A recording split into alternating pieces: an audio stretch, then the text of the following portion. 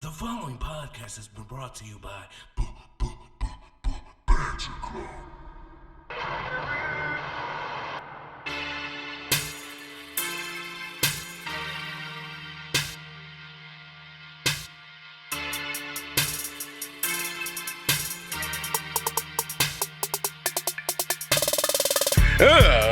Ladies and gentlemen, boys and girls, children of all ages, Banter Club proudly brings to you, it is the Wednesday Night War. I'm the Angel of Death 6XL. Joining me as always, it is what I would call the fusion dance between the game and Shaquille O'Neal. It is the five-time. What I would say is your five-time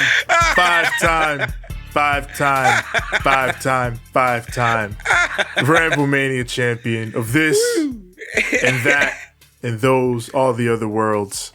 TJ the Great. You like that one? TJ the Great. We are the Banter Club. Again. Hey, what would I look like if Yokozuna and fucking, I don't fucking know. No, actually, I look more like if Umaga and who else, Tevin, had a gimmick. Yeah. I don't fucking know. I don't know. Big pun? I don't know. Yeah, probably. We are here to discuss this damn Wednesday night wrestling war, the ins, the outs, the good, the bad, and the who booked this shit. It's Thursday night. You know what that means. Yes. We're here to record and talk about these NXT and AEW shows on the TNT and USA networks. Fucking Kyle O'Reilly fooled the world. Yeah, the world, I don't even know. Yeah, the world got worked because some guys at the Capitol Wrestling Center got worked and posted pictures like, oh my God, Kyle O'Reilly had a seizure. And then people started believing Kyle O'Reilly had a seizure. Ryan Satin, who you know is like the WWE dirt sheet guy at this point, pretty much confirmed. Yeah, no, Kyle O'Reilly's fine. He was just selling. It's all good. He's fine. So Bullet Club is fine. Bullet Club is fine. Undisputed Era is absolutely not fine. Yeah, we'll talk about that when the time comes. Yeah, that's why I'm not wearing that damn shirt. I'm gonna have to. Damn it! I think the thing that really messed it up is the fact that once it got out, actual people within the industry sort of picked it up, like because Renee posted "Get Well, Kyle," and like. People that worked alongside him was like, so since they were posting, other people was like, oh, well, then this is real. He got hurt. And I think that's what sort of set the whole thing off into this whole, oh my God, Kyle O'Reilly had a seizure. But he was just selling. It's all right. In other news, Nia Jax's hole is fine. Yeah. Yo, that shit still got a little bit more mileage on it, but pretty soon it's going to die. But I mean, I haven't even been watching all the shit going on, but I mean, I can feel it in the air. You can feel it in the air when the gas is coming down on something trendy, and let's not go overboard here. I think this week is a good week to leave it at the peak and sort of leave it right where it's at. You know they're not going to do that. They're going to milk that shit as long as they milk Titus. Of course not. I was just speaking foolishly, hopefully. Yeah, they muted out the ass part, but they kept the whole part. Because when she first landed, she goes, my ass. But she said it low, and then she goes, I thought she said my butt. Or something, something like that. She said my butt or something, either butt or ass. One of the two. She mentioned the actual name of the area. And then she went to my hole. My hole. Pause. Tevin, it's time to do this shit. It goes a little something like this. It might be up there. No, it's not. It might be down there. No, it's not. It might be over there. No, it's not. Is it over there? No. It is right with you. Yeah.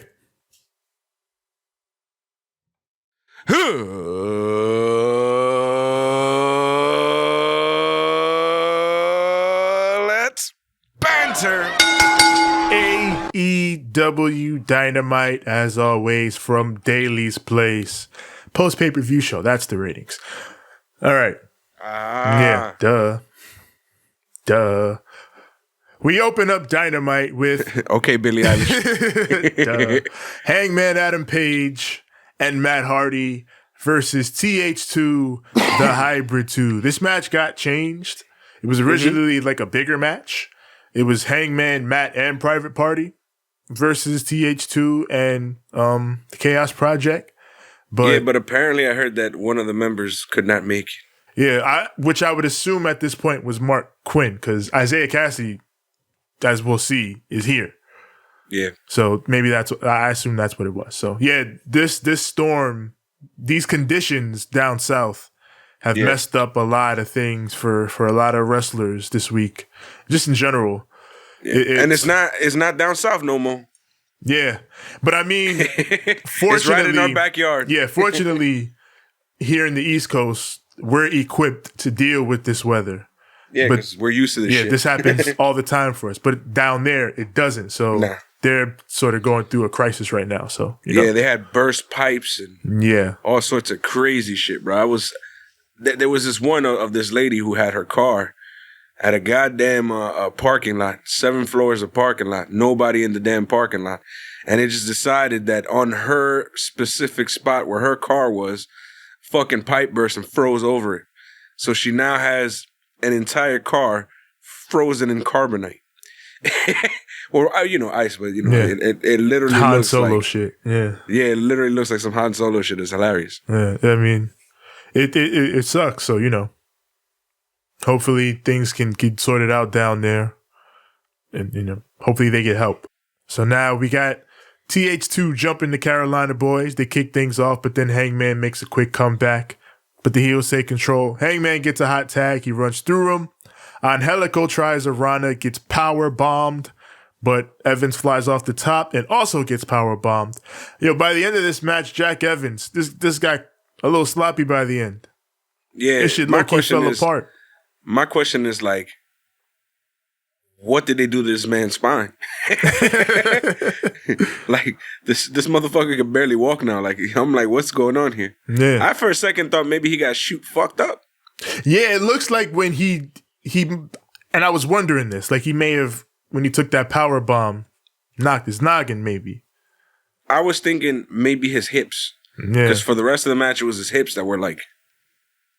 Yeah, because even after this, he goes for a 450, but like damn near misses it. Yeah. And like his hips were off as hell. Yeah, I know, like Jack Evans has said, like a little while back, he was working on getting his cardio back up because he realized his cardio was fucked because he was coming off of injuries and shit. But yeah, I don't know. Literally and this is regular human shit. Yeah. When I got out of quarantine and I started going back to shit, like I was off as hell. My legs would get all fucked up. I was all winded and shit. Yeah. And after a few months of getting back into the swing and shit, I was back to, all right, I'm good. Hangman, he makes the save with a double buckshot lariat. Yes. And then Matt, again, does the thing where he tags himself in to get all the credit and hits the twist of fate. And he gets the win. This was a solid match. But again, hopefully Jack Evans didn't get hurt. And it was just an issue of his cardio because this was looking a little off by the end.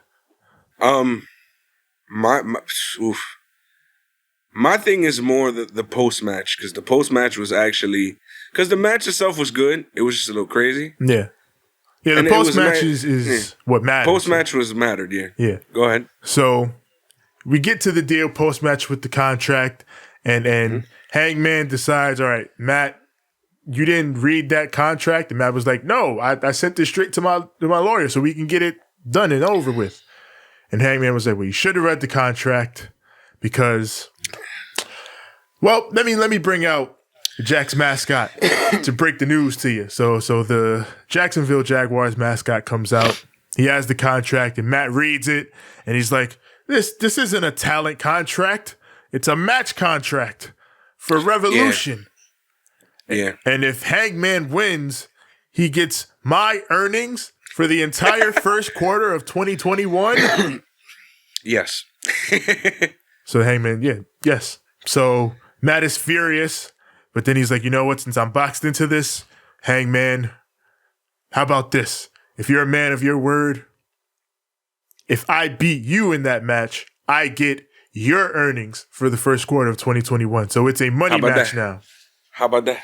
Yeah, how about that? And Hangman's like, whatever, it's on. I'll put the money up. Oh, it's on. You looking at the real deal now. Kick your sorry ass out on the street. Out on the street. Yeah. You used to think you owned the street. Nah, anyways, in the beginning, when he first said, you know, like, yo, I'm going to make 30% of whatever, you know, we're going to make some great money together. Hangman said, you would have thought. Yeah. Matt, I love Matt calling Hangman, you're a carny. You carnied me. Didn't you carny poor fucking Orange Cat? Isaiah Cassidy and Mark Quinn? Jesus. That man is on my mind. He need to go somewhere, bro, man. From the fifth floor. Go back to the fifth floor.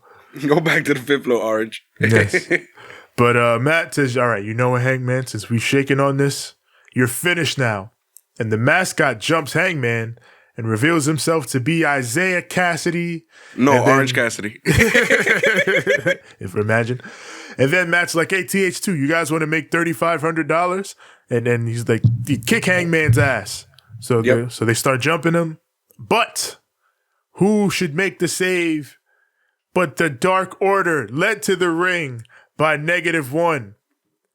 This man hit the stage, waved the troops on down to the ring. And then he was just like, I like that he went straight to like Alpha 5 head. Ay, ay, ay. Ay, ay, ay, ay, ay. Like, I started cracking up. Rangers. But the Dark Order, they hit the ring. They save Hangman. Send the heels packing. I love this bit. If you've seen Being the Elite this week, they did a Valentine's Day bit, the Dark Order, and they all have Valentine's Day cards and gifts and whatever.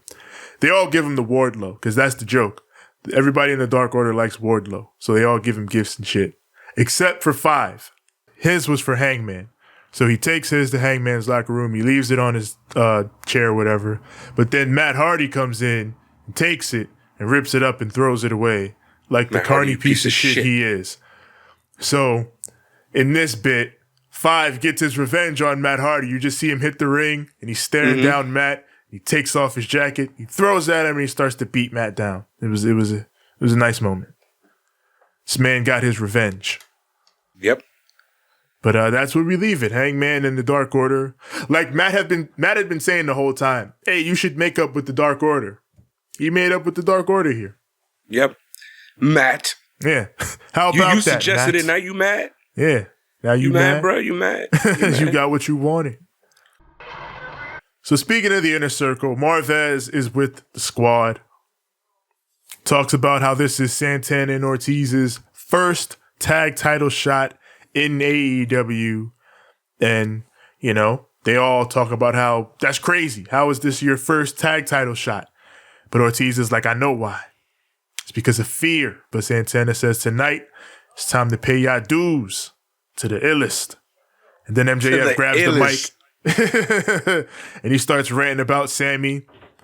But then Jericho cuts him off. He's like, shut up, MJF. We all saw what you've been doing. Like Jericho basically lays out what the story was to this point he always does this. Jericho lays out the story to this point where he's like, we all saw what you were doing, MJF. We saw that you were needling Sammy. We saw that you were goading him this entire time. But the thing is, I wanted this to happen because I wanted you to make each other better. You got it, MJF. But Sammy didn't. And he made the worst choice he could have made by quitting the Inner Circle. So now Sammy Guevara is dead to me. He's persona non grata. Persona non gratis. Now, here's the thing, right? Watching Ortiz and Santana in that promo, I was like, ooh, Funky Monkey and Nasty Assassin. These motherfuckers is back. And I'm like, in my head, I'm like, damn, yo, it's time, bro. They gotta fucking shine. let these boys go, especially after watching the tag match that they have later on. These guys have to they're too good. And when they were on that mic right there, it was like, ooh, those are the boys. Those are the boys. I heard the piss in their voice, and I was like, those are the boys right there. I said last week it would be a good shout to put the belts on him here tonight. Mm-hmm. So they were on fire when they cut that promo.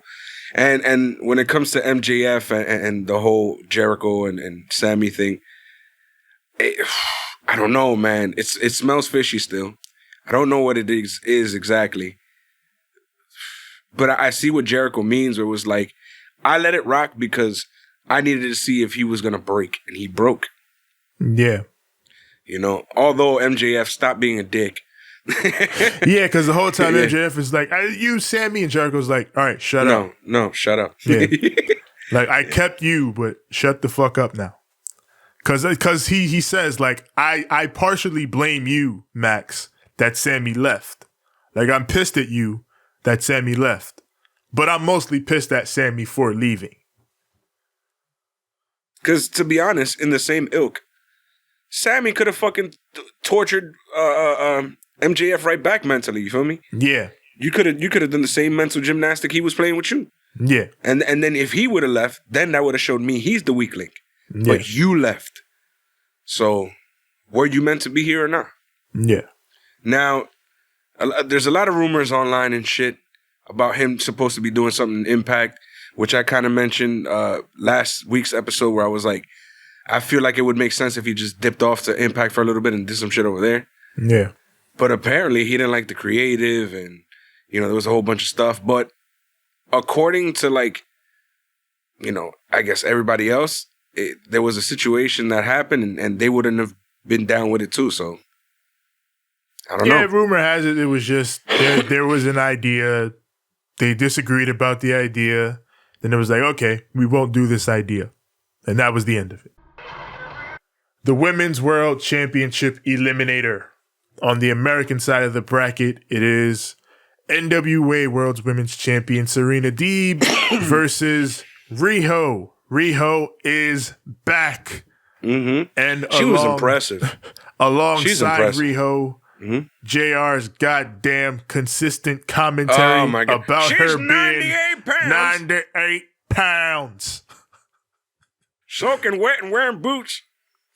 I get what he's doing. He's putting over that she's the underdog because she's 98. We said this. Yeah. We get it. And there's a part too where he goes, you know, like, because there was a part where she did a bridge with Serena Deeb on her. Yeah. And he was putting over like, oh, look at the strength that she has. It was like, she you can gotta hold have up her amazing weight. Core strength to form a maneuver like that. Yeah, like, you know, like she's that small, but she can still fucking, she got strength and she do what she got to do. Yeah.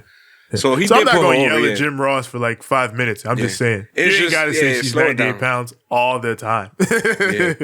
We get it. It's like when he calls when he calls Nyla, that's a big, strong woman. She's big. She's very big and powerful and big.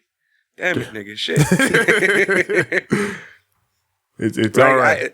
I just look at it like if I work for AEW and this motherfucker was over here calling me fucking fat as fuck, I'd be like, yo, my man, I get it. I'm big. But calm the fuck down, my nigga. Like, it's not easy. Fuck. My house, let it be. With Will Hobbs, remember Will Hobbs? Fucking, when Will Hobbs, this man here, wow.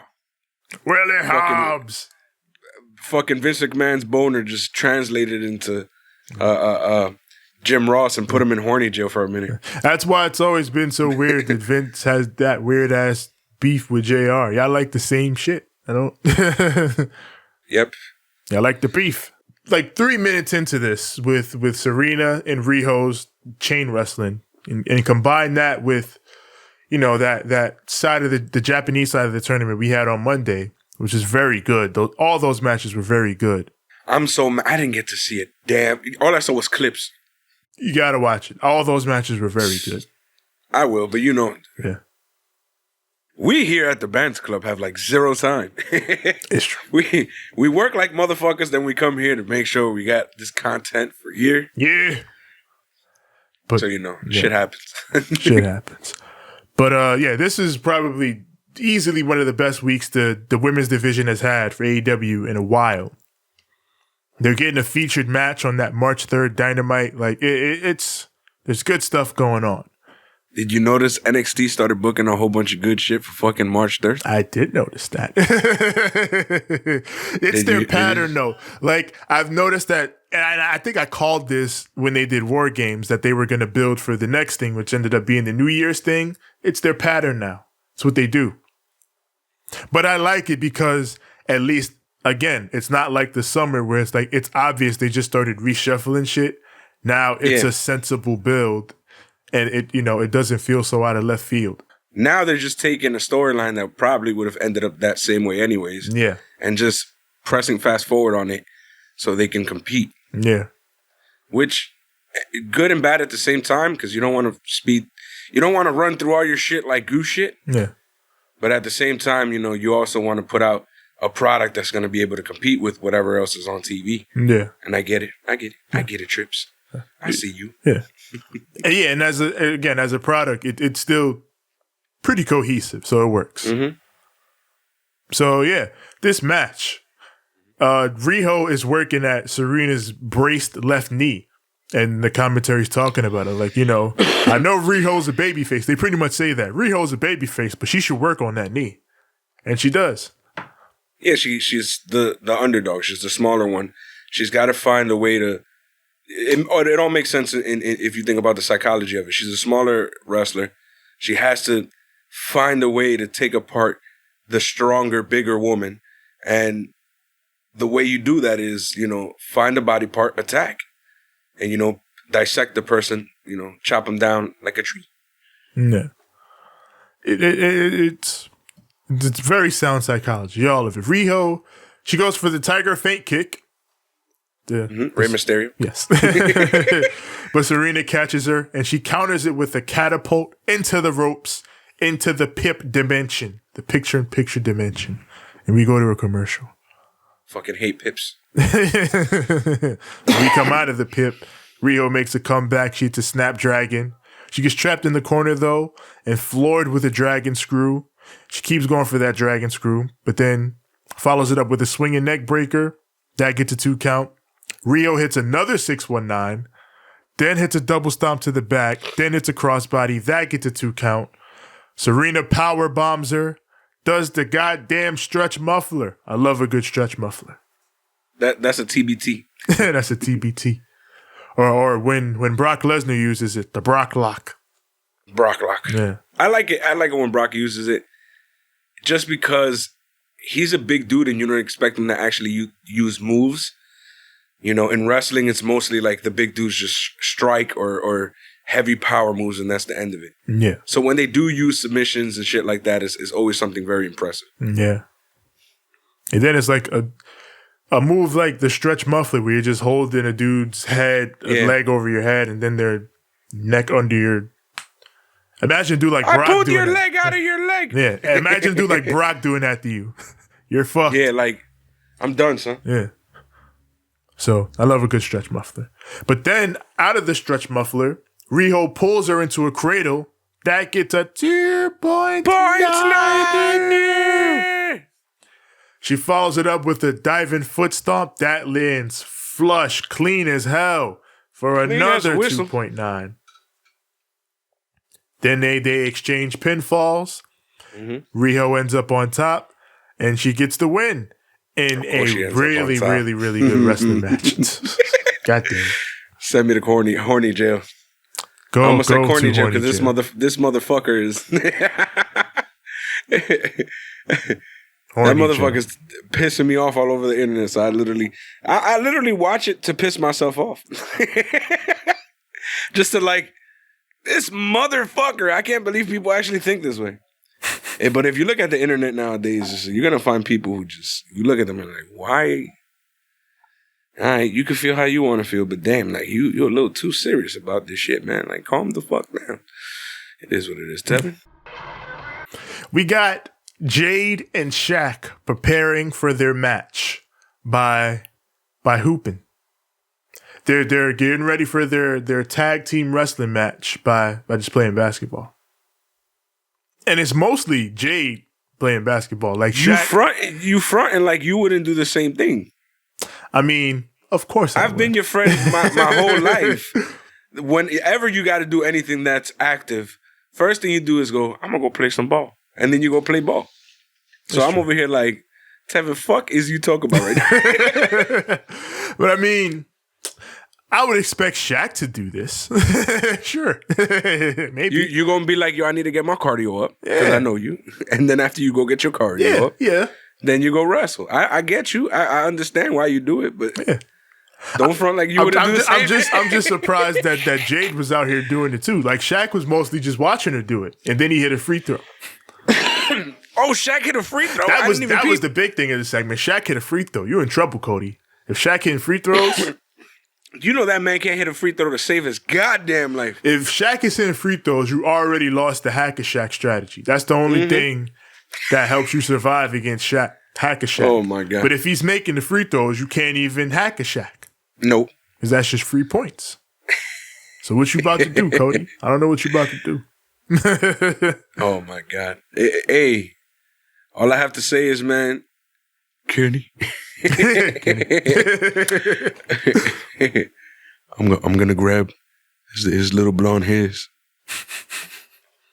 I'm gonna rip him out his head. And I'm gonna look at him and be like, "You look like a little girl." That's gonna be my line forever. Orange Cassidy versus Luther.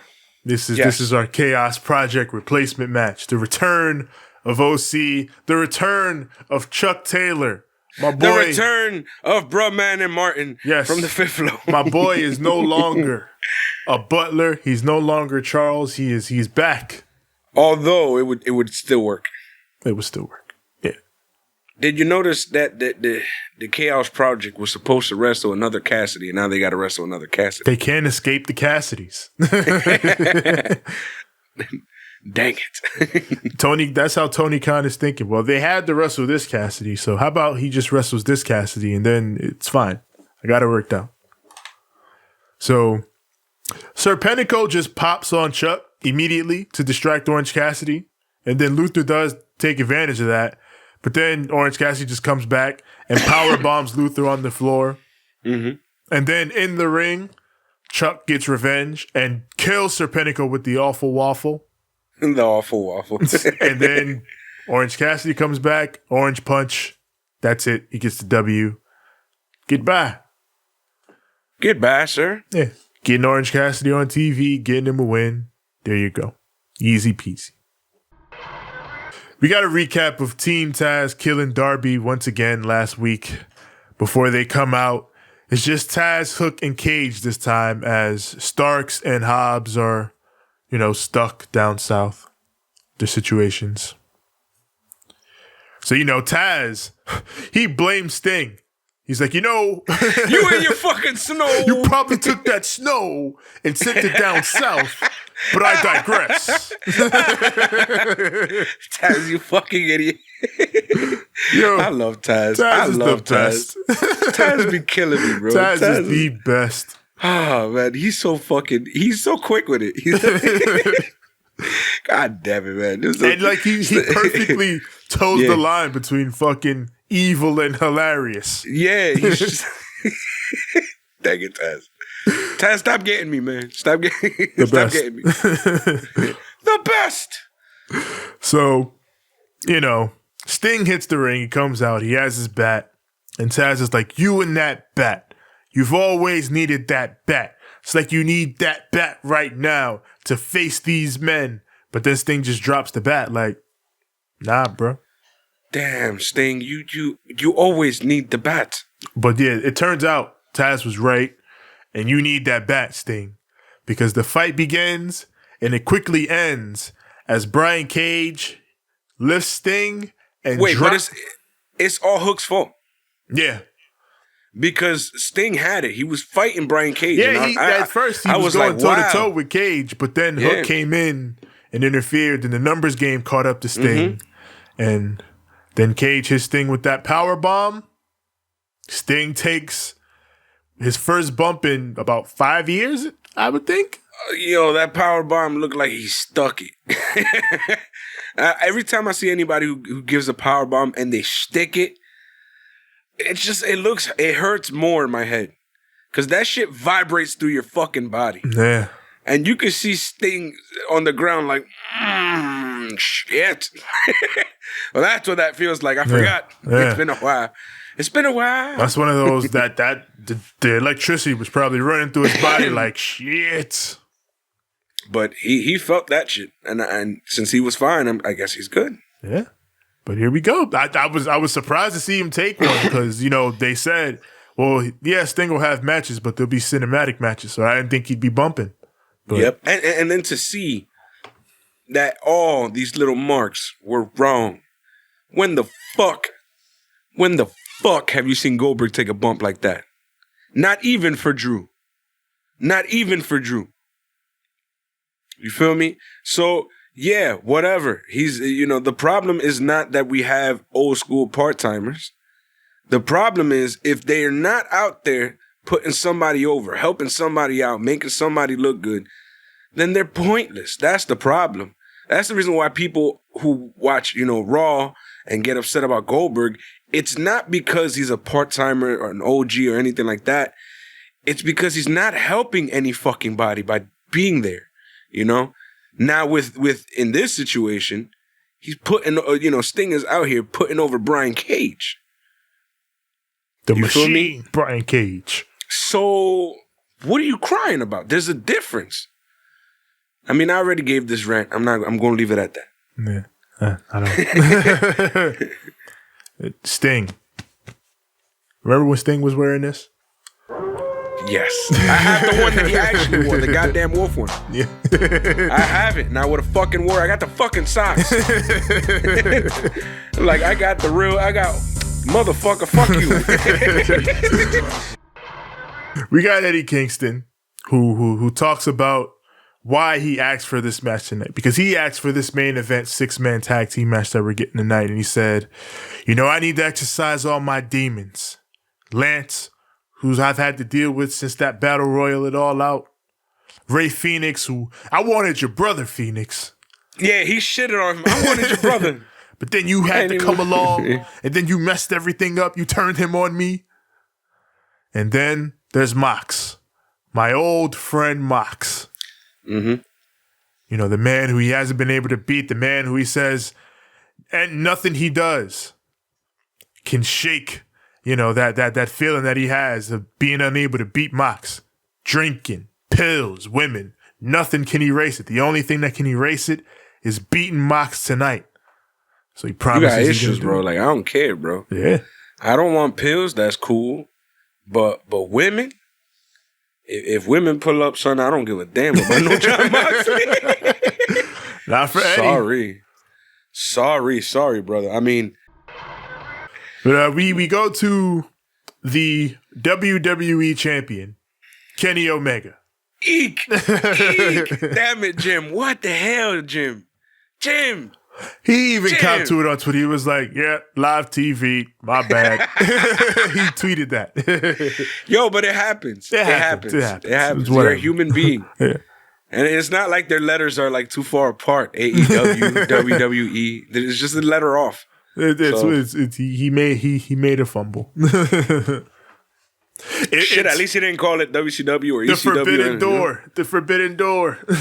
Yeah, that's the joke online that they're working with WWE. But we all know that's not true. Yeah, that's the Forbidden Door that won't open. That Forbidden Door is me, pal, and I'll never open. So, Kenny Omega. With Michael Nakasaka. Michael Nakazawa. And Don Callis. Yo, what the fuck is going on with Don Callis? Why is this motherfucker getting oranger and oranger and oranger by the day? These niggas are anime villains. And he's slowly becoming an Oompa Loompa, my nigga. Slowly. Y'all want to talk about Taz loving orange? Maybe he's going to fall in love with Don Callis in a few years if he loves orange so much. I mean, I don't know, because he didn't fall in love with Donald Trump. Well, though, We all have our limits. But I imagine Trump tainted the color of orange for Taz. But Kenny is in a kindergarten class. Yes. He is reading to the children. The book he is reading is my best friend's book, The Young Bucks, Killing the Business. Here's the question that got me from the kids. Are they in love? And Kenny's like, well, yeah. They're brothers. They're brothers, so they love each other in a family way. In a family way, yeah. So he reads, the specific part he reads from the book is, of course, about him. When he and Jericho made a lot of money. When we raised business, you know what that means? We raised business at the Tokyo Dome. So the kids, they are, after Kenny reads to them, and Callis is like, all right, we gotta get out of here. And then you're like, this is great PR. The kids want to play with Kenny. Yeah. But Callis is like, oh, well, no, Kenny's got to go, but you can play with Nakazawa. Yeah, because you know what it is. You never know what's going to happen with these kids. Yeah. Kenny might fuck around and pull a muscle or some shit. Yeah. Fucking around. Yeah. But Michael Nakazawa, he's expendable. Yeah, we can. And the whatever. kids are like, we don't like this motherfucker. So they fuck Michael Nakazawa. so they stomp him out. and then at the end, instead of them going like, oh nah, let's help this guy out and get him out of here, like, yo, we got to get out of here. Leave him there. This is bad. This is real bad. And they leave this man to the wolves. Yep. And then like the freaking poor what do you call it? My question is though, wait a minute, where the fuck did Marvez come from? Son, when he walked in the frame,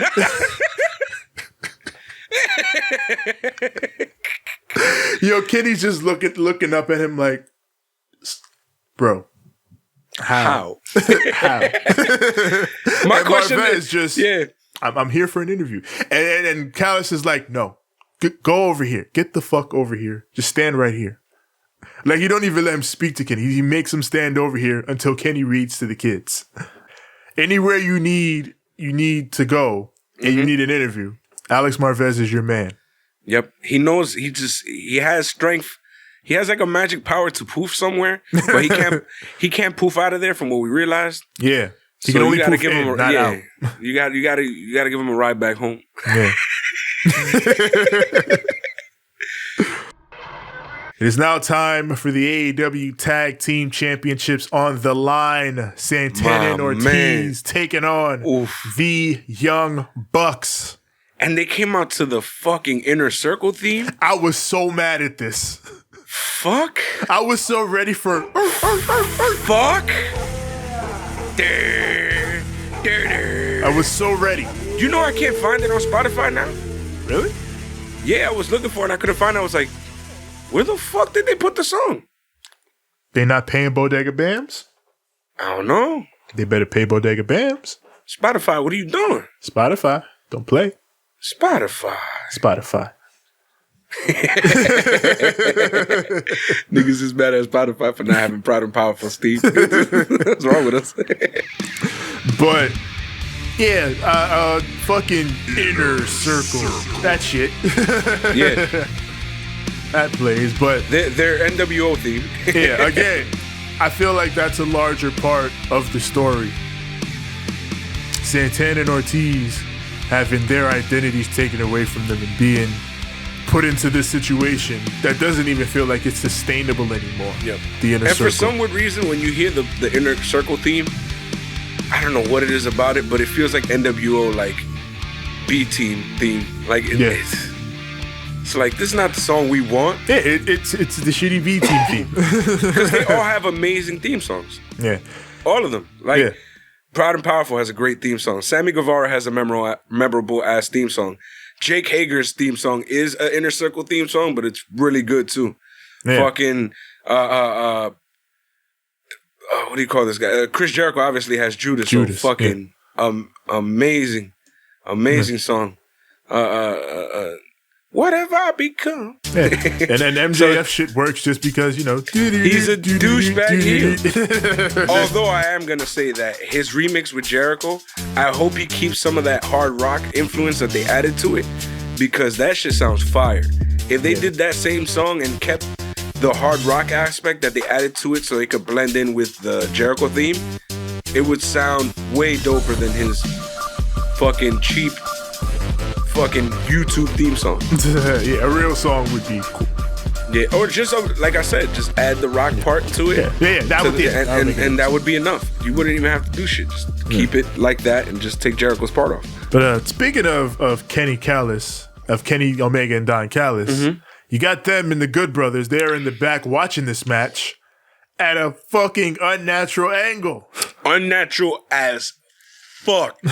Now, here's the thing. I get when you do it as a joke a few times, but it's getting to that point where you're doing it as a joke, but because you're doing it. This is only the second time they've done it. Huh? This is only the second time they've done it. Nah, they've done it a few times at this point, I feel like. I only remember the Young Bucks doing it, and this is the second time. I feel like Miro did it as well. When did Miro do it? I don't know. I feel like he did, and I feel like they've done it a few times, or is it maybe just BTE shit? I don't know.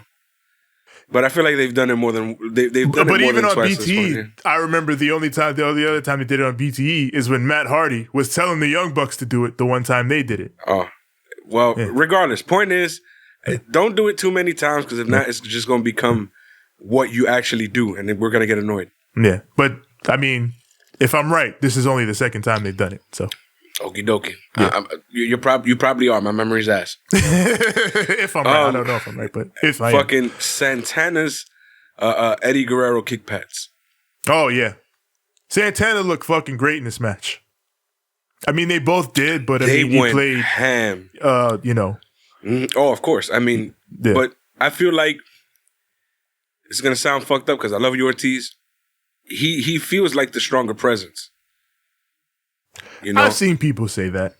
And it's not because like at first, like when I first started watching them when they were the LMFAO ripoff EYFBO. when they were EYFBO, like I remember like I always thought Ortiz was like fucking insane. Like no disrespect towards, Santana back then, because he was still good. It's just Ortiz felt so vibrant and so colorful and so charismatic. But what AEW has done with him is basically he's more on the mic than Ortiz would have been, which is strange because I would have always had Ortiz on the mic. Or in everywhere else where they've been, they always had Ortiz like front and center talking more and being a little, charismatic and creative while, Santana was a straight man, you feel me? But I don't know what happened as slowly as time has gone, Santana has built so much character.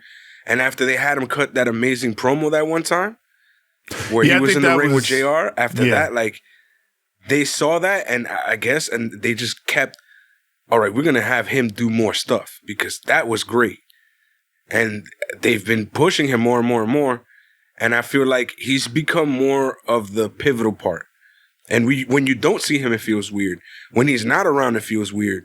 When he's not the one doing most of the shit, it feels weird now. And it's strange, because I always remember Ortiz being the one who was front and center, loudmouth, big in your face, So it's I don't know. It's funny because it's evolution, I guess. Mm-hmm. People have said that, with this match coming up, Santana and Ortiz and how they've been used in AEW has become a point of discussion. Mm-hmm. And whether or not they've been used well enough in the first year. And with that, I've always said, and like we've always talked about in the show, you got to bear in mind how strong AEW's tag team division is, and has virtually always been. And I personally feel like we're talking about all this with Santana and Ortiz, and how, yes, granted, this is their first tag title shot, and they haven't held the belts yet, and they've been, mostly a part of the inner circle. Yet and still, do they not feel like an important tag team? The moment they said Santana and Ortiz are getting a title shot, did everyone not perk up like, yo, hell yeah? All I have to say is all over my Instagram, all over my Twitter, Santana and Ortiz. That's the mark of a team who I feel like, even though they aren't like top of tops right now, they still feel important. Mm-hmm. So I would say they're telling a story, and it's still mostly been a plus. I mean, the Inner Circle gets kicked out of this midway through because they're all doing too much bullshit. Mainly MJF, who keeps fucking around and getting on the apron and stirring up a whole bunch of trouble. So eventually Knox is just like, you. Out of here. Out of here. Weren't they messing with the Bucks' dad? Yeah, that was after. That was after. But remember, when they were doing that, I was crying because he was wearing Jericho's shirt and Jericho was messing with him. That's probably why Jericho's like, hey, I'm like, Jericho, that's your shirt. That's probably why Jericho went up to him. Mm-hmm. He wasn't trying to get heat. He was like, that's my shirt. My fucking shirt. Give me my shirt back. Where'd you get that? Fucking, who took it? Matt? Nick? They're fucking with me. But to this match, we come out of the pip in the Inner Circle's toss. Iconoclasm power bomb combo gets 2. Santana does the deal from the top. And it gets a 2.9. 2.9 hit. The Bucks hit a doomsday device on Santana. Double super kick follows for a near fall. They go for the BTE trigger, but Santana gets out of the way. So their knees clash. And P&P hit the street sweeper. And oh my God, when they hit the street sweeper, I thought it was over. Yep. But Matt made the save at 2.9. So they kill Matt, powerbomb him into the crowd, which effectively turns this into a handicap match. But as soon as they say that shit, Ortiz gets rolled up by Nick, and the Young Bucks get the win. Bullshit. I ain't going front. I hated the finish to this match. I loved the match, but I hated the finish. Yep. And I hated it, but in my head, I'm like, it's fine, because this needed to be pay-per-view anyways. While I hated the finish, it's like I understand the decision, and I understand that there is a story being told. So, yep. Okay. Fucking Jesus, man. This was a good-ass match, and then it just, motherfuckers. But it's all right. It's all right. It's all right. So anything. So yeah, the Inner Circle. Anyways, yeah. Anyway, the Inner Circle hits the ring. They jump the Young Bucks as their friends continue to watch at an unnatural angle. Nah, fucking Kenny was trying to get the fuck out there. Kenny was like, hey, Kenny was trying to get out there. He was like, hey, we got to get out there. Come on. We got to, let's go. And Callis is like, no. You can't go. And then the Good Brothers are like, they're waffling back and forth. But then eventually, like, the Good Brothers go out. Kenny never goes out. It's just the Good Brothers that go out. Callis is protecting his investment, my nigga. He is highly, highly protecting Kenny. I don't want Kenny. And you know what? By the end of the show, it makes sense as to why. But, yeah, Callis does not want Kenny involved with shit. Absolutely. So, and then, yeah, Jericho gets into it with Papa Buck because he stole his shirt. That shit was hilarious. Wow, man. P&P, man, I'm telling y'all deserve a fucking title reign. A deep one and a strong one. Pause. But it's gonna be, I want it to be at a pay-per-view, so I was all right with this. And when it is on pay-per-view, boy, I'm gonna tell you, I'm gonna drink a few beers. They don't get that time. I'm gonna drink a whole 6-pack of beers. Smoke a big fat one for RVD. And then be like, yo, they fucking did that shit, because I know they're going to. I have no doubt in my mind that they're going to fucking murder it when it's finally their time. It's my time! My time! So we got Cody and Brandi Rhodes turning heel with the fucking gender reveal via pyro. Didn't 2020 show you people that this is a terrible thing to do? I mean, here's the thing, man. I don't really like this. Fight me. I'm sorry, but if Stephanie and Triple H did this shit, we would boo them the fuck out the building in the fucking 2001. They've never done anything. Stephanie and Triple H have never done anything. That's what I'm saying. If they would have done it, we would have booed them the fuck out the building. I mean, I'm not copping to that. I don't see how this compares. This is just all right. A stupid I think it's silly, but it was a 2-minute thing. When Becky became pregnant, right? Yeah. She's like, okay, I'm pregnant. That's it. We never had no gender reveal. We never had no like, that's it. You know, like, it's okay to know, all right, you did that part. We're cool with that.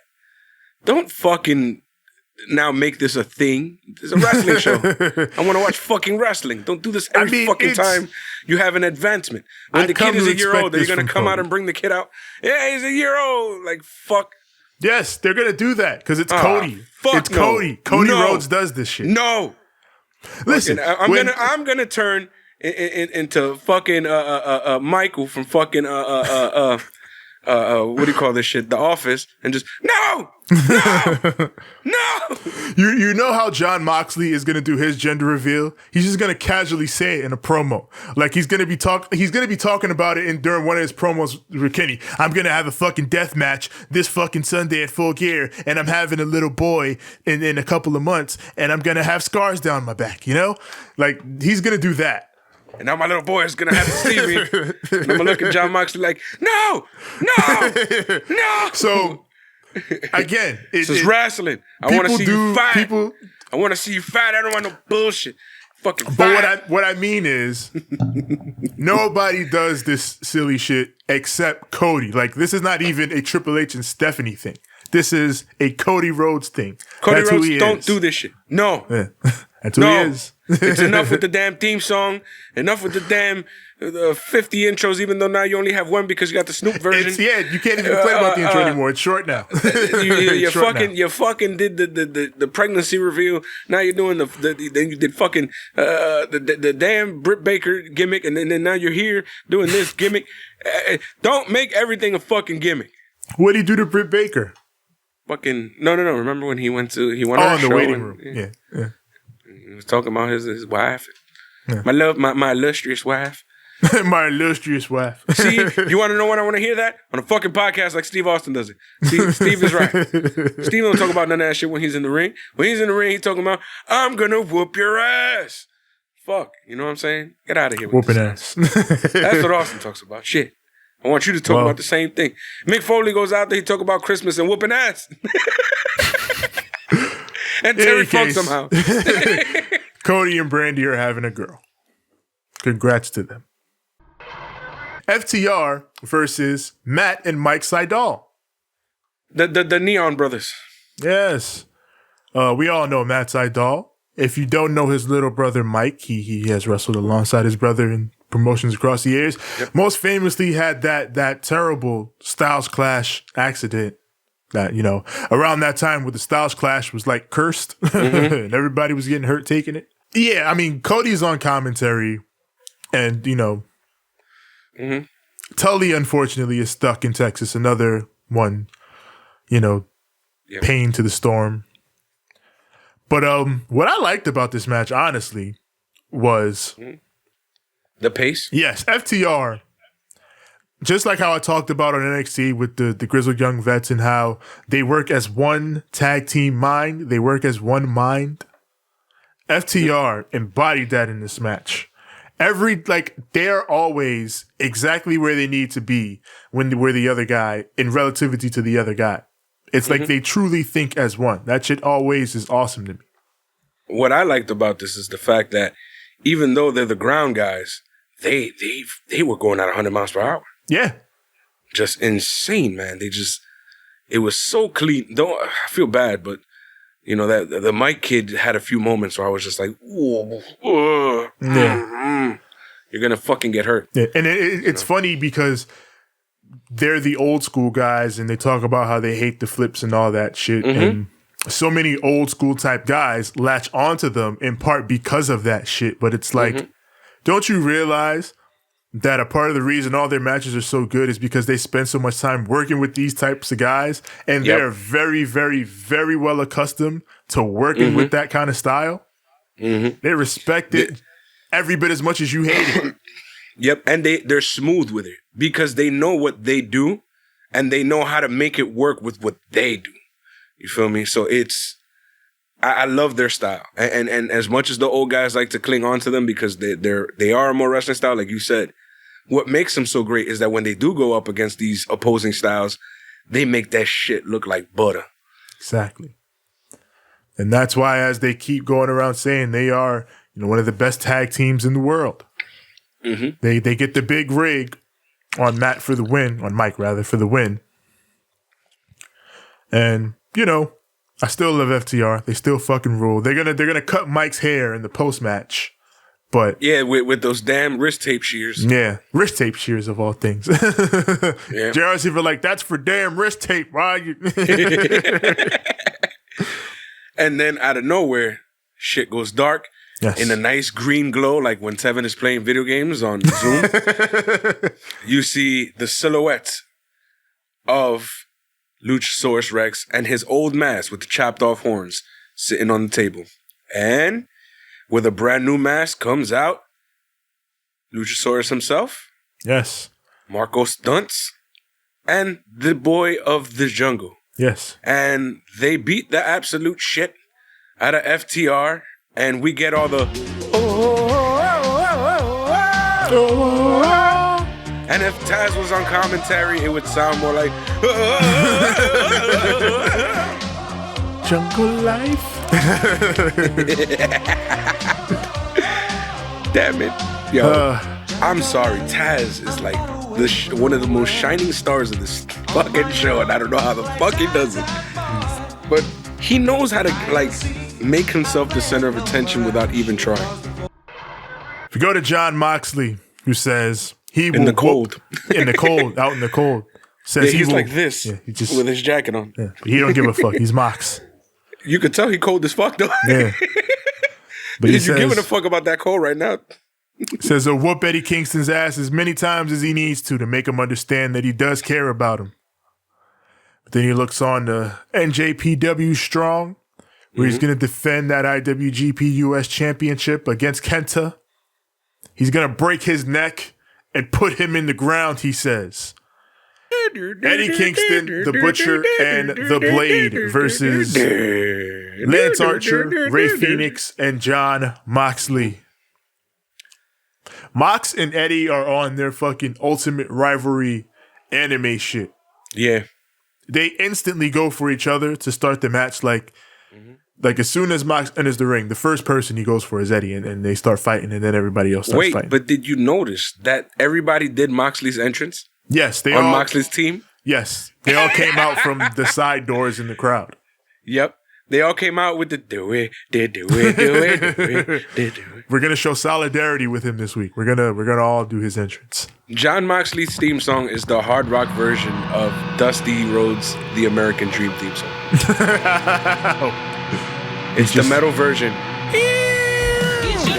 He's just a common man. He's just a common man. See how that just goes? You go. I watch you find the audios, put them together, and be like, yo, this is kind of weird. Because you did it with the Taz and the Roman Reigns did it, so you know. It'll work. But after all the brawling starts, they disperse to their corners, and Eddie and Mox, they await the tags. Like, Eddie and Mox stop fighting and go to the corners, only to just wait for tags, and then meet in the middle of the ring and start fighting again. Like, that's how thoroughly they want smoke. It's beef. It's beef. You see how I tell you, like, sometimes wrestling just has to be on site? Yeah. There you go. Well, Mox and Eddie is on site. That's what I like about Mox and Eddie. They don't play games. It's not kayfabe. It's real to these niggas, damn it. That's what I wish everybody understood, and I wish everybody did. But I'm not going to force nobody to wrestle the way you do what you want to do, you know. But I'm saying that shit would be fire if y'all all took it a little more serious. I mean, yeah, we're in the comedy age, but nah, Get your ass serious, son. Yeah, Steve would agree with me. So Mox just straight up eats Eddie's back fist by the end of this. Man. Like on some I've evolved beyond that attack now anime shit. And then just hits him with the paradigm shift. Or for the Pokemon win. shit. Yeah. Because that attack doesn't work on me anymore. I'm immune to it. You can't use tackle on me anymore. I've learned. My evolution this will not allow it. Fucking Digimon. Yeah. Remember Digimon? Digital monsters.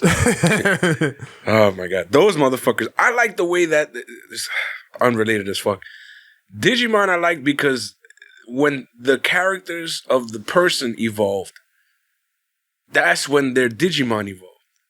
Yeah. Sid, so they were linked. synonymous almost. It was gorgeous. Yeah, there was a link. Mm-hmm. But post match, Gallows and Anderson hit the ring. They jump Moxley yet again. Mm-hmm. And then Kenny Omega comes out and he's like, John Moxley, I see you snuck this rematch clause into your contract, and Tony Khan, he came up to me and he gave me this. So I got to give you your rematch now for the World Championship. That's fine. Because I see you won't go away. No matter if I beat you in a wrestling match, no matter if I beat you in a tag, no matter what I do, you won't seem to go away. So I know what I need to do now. You want your rematch? You'll get it. Uh-oh. But we're going to do it under different circumstances. It's going to be an exploding barbed wire death match. Boom. Welcome to Japan, ladies and gentlemen. So we FMW now, huh? Where the fuck is Stan Hansen? We need Terry Funk. We need Mick Foley. We need fucking Tony Khan breaking out the Onita tapes. We need Hayabusa. This is what we need. Everybody's about to die on some motherfucking Murder Hawk shit, and Murder Hawk ain't even gonna be involved. Speaking of Murder Hawk, I like how they picked him off in the match. How they kept picking him off. Whenever he would be in the ring, they'd pick him off and pull him to the side. And the way they book Lance Archer is great. I like how they and it's the way that they wrestle with it too. Like psychology, ladies and gentlemen. I like this. Yeah. I like this. NXT. Here's the thing: when I watch Raw, I'm like, yo, this is so fucking dumb. You feel me? But when I watch NXT and AEW, it's more of a. I kind of like this a lot more. This makes a lot more sense. Hey man, y'all can love y'all main roster stuff as much as you want to. It's your life. It's your life. Everybody dies. So the Revolution main event just got fucking insane. It's gonna be an exploding barbed wire death match. I've never seen. I don't think this has ever been done in a ECW, but I don't think this has ever been done in a major American promotion to this level. Nope. This is gonna be insanity. And then Kenny Omega just continues to beat the shit out of him. Yeah, hits him with a couple of V-triggers to end the show, and that's how we leave Dynamite. Yep. Don Callis with the goddamn championship. Why is Kenny Omega bleeding? Was that from Mox headbutting him? Because Mox did headbutt him. I don't know. I just know he was leaking. And I'm just like, I don't know where that came from. But I'm like, this is why they didn't let you get involved in anything else. You fucking bruises easily, motherfucker. This is exactly what if you're gonna wrestle in a fucking exploding barbed wire death match, you definitely cannot be getting hurt before that shit. Nah, hell no. Oh my god, if I tell you what just came on my screen, you'll laugh. What? Two Cool's theme song. So it's their video, and fucking Rikishi's over here, and fucking Scotty Tuhati and Grandmaster Sexay. You look fly today. I look very fly today. But yeah, that was AEW Dynamite. A solid show. Yep. I thought they did a good job building some stuff. And Revolution. Mm-hmm. Revolution and the March 3rd Dynamite both got a lot clearer here. And they both look like they're shaping up to be strong shows. So clean show in and out. It was like a hot knife through butter. Yeah. Nothing too crazy. Built pretty clean. I feel like this is like one of the cleanest episodes they've had in a while. And it was just tag team match after tag team match after tag team match. It was just pretty smooth. I like that we started off with story. I like that, the matches weren't like the craziest matches I've ever seen, but except for fucking that damn fucking Young Buck versus. But would you expect any less from PNP and Young Bucks? No, like that was a good ass match. Like I was watching that shit and I was like, wow, their pedigree.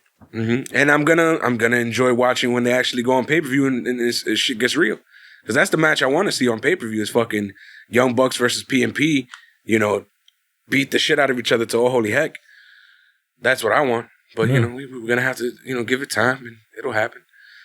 But, man, fucking There's so much, man. There's so much here that was just really good. The Jon Moxley stuff and Eddie Kingston. Like, I feel like these two are gonna just fight forever. And then the Jon Moxley and fucking Kenny Omega shit. Like, low key, I want to see Eddie Kingston going for that title though. So I don't know. But at the same time, you know, they're building this whole thing with, you know, Kenny Omega, the Bucks, and the club, and all that shit. So it'll I don't be know. interesting There's to a lot of see- stuff. it'll be interesting to see how it happens if you know, after Revolution, if Kenny's still the champion, and I'm pretty sure he will be. But it'll be interesting to see where it goes after that. And of course, all the stuff with the Inner Circle, the beef with the Inner Circle was great. And finally, hey, I didn't even fucking big it up. They did something different with Taz and Sting. Yeah. They finally did something different. I was like, yeah, I was bitching about this, though. They fixed it. That's all right. Yeah. Cool with that. With Darby dead, they that's all they needed to do. They got one guy out of the way, and then they got one guy alone, made him drop his bat, and they beat his ass. But I've been saying they could have done this shit weeks ago, though. But this was their plan. We got to separate them. Then we get one alone, and then we whoop his ass. Man, y'all would have done it without it. But yeah, okay. Oh, you're gonna do it with that bat? You're gonna do it with that bat? Drops the bat. Fuck this bat. Gets his ass whooped. Come on, man. Without his bat, he didn't have his powers. Yeah, you genius. Since when do you drop the bat? Only time you drop the bat is when you've cracked everybody's head already. So what are you doing? What are you doing? He was trying to prove he wasn't pussy. What are you doing? Sting is not pussy. All right? What are you doing, Sting? Sting, what are you doing? All right. Sting is not pussy. What are you doing, Sting? What are you? Talk to me right quick. Hey, my guy. Hey. What are you doing? Capiche? What are you doing? With that said, we move on to the next show. And now, it is time. Whose time is it, Tevin? Whose shit? It's time. It's my time. It's my time. It's my time this time. We hitting you with that Triple H because it's NXT. It's time for the other black and gold, right? Yes, the black and gold with the fallout from Takeover Vengeance Day. And we did a nice little video on that. You can go watch it because it's out now. Yes. There. Up there. See it. Up, down. Up, down. Click that. It's out there now. You should go watch that. It's really fun. It's just us being us. And I had a Subway sandwich. He's working on a Subway sandwich throughout that pay-per-view. It was healthy and delicious, and I didn't put too much crap in it, which it's NXT, and we open up with a recap of Takeover Vengeance, mainly the events of the main events post-match. Vengeance Day. Vengeance Day. Yes, you're ruining the pun if you get rid of the day. Yeah, because it took place on Valentine's Day, so it was a day with a V. Mm-hmm. So yeah, and they just got rid of the whatever video I was gonna do my fucking shit on. Damn it! Yeah, like it was playing and then it just stopped, and I'm like, the fuck happened? Then I realized, no, Tiger, they fucked you now. Now you're fucked. Yeah, but we open up with Kyle O'Reilly walking straight down to the ring, pissed off, trying to make sense of everything, trying to figure out what the hell happened, but he just can't wrap his mind around it. He says, the Undisputed Era was supposed to be special, but you ruined it, Adam Cole. You threw it away. It's ruined. So he wants Adam Cole to come out and explain to him why he ruined it. Why you ruined? He gets Roderick Strong and not Adam Cole. And so Roddy comes out and he's pleading with Kyle. He's like, listen, Kyle, you got to understand, Adam got emotional. You know he didn't mean whatever's going through his head. Just give him some time. We're going to work this out. We're brothers, all right? Let's not do this. My man's is on site. You kicked me on national TV. Kyle is like, I don't want to hear shit from you, Roddy. I want Adam Cole. right now. Yep. But then you will not get Adam Cole. Fuck. It's my fucking time to speak, and I'm gonna shoot you. And fucking Kyle O'Reilly responds with the obvious. Yeah. Why? None of you. I didn't call want out Adam none Cole, of you. not I said you. Adam Cole, baby.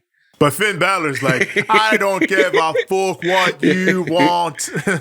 I want Adam Cole too, because I shook your hand, but it's obvious that I shouldn't have done that. But then Roddy's like, hey now, he You're had an nothing all-star? to do with that, all right? Yes, get your game on. Go play. Roddy's like, hey, Kyle had nothing to do with that, all right? Come on, he's innocent in that. So then he and Finn get into it. But before, as this is all breaking down, Oni and Danny and Peter Dune, they hit the ring and they attack the fractured Undisputed Era alongside Finn Balor. And that's how we start this show. Yep. With mayhem and madness. Yep. So William Regal is home, presumably because of the weather. And he shows us that Santos Escobar is also going home. It's a cold place. Santos Escobar is like, you threaten me, Cross? Well, I'm going to show you what happens when you threaten me. And he steps out of his car. Mm-hmm. I'm going home. And he gets back in his car. But Regal's like, all right, so the match won't happen tonight, but it will happen next week. And if it doesn't happen next week, you will be stripped of your Cruiserweight title and you will be suspended, Sunshine. Is he in like a library? Yeah, I think Regal is like in the crib. It looks like a nice little library. Yeah. Why is it English people always have libraries and we ghetto asses only have pop figures? Right? This is why we in the situation we Right? We need to start reading. We got the Way coming down to the ring, and they got missing persons posters, all looking for Austin Theory, still presumably locked in Dexter Loomis's torture chamber. But we broke on our Instagram. Yes. It's me, Austin. Oh, son of a bitch. It was me all along, Austin. Yes. It was Dexter Loomy. Yes. It was Dexter Loomy all along, Austin. Hey, does this smell like chloroform to you? Come here. Get over here. See what I mean? They of course they would kidnap, the smart kid. The star of the class, the star pupil. Damn it. Johnny joins commentary. He is yelling at everyone, Vic Joseph and Beth Phoenix, like, Wade Barrett is with him, like, we should be looking for Austin Theory. I was helping him. Why haven't you guys helped?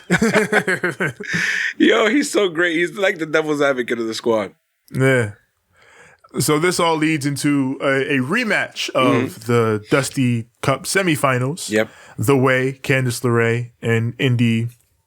God damn it, now you fucked me up. I was going to say Blackheart. Hartwell.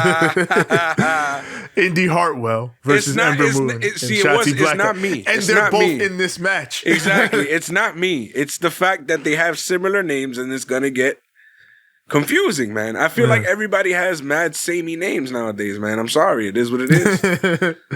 Indy Blackheart and Shotzi. Everything is art and black and rock and roll and...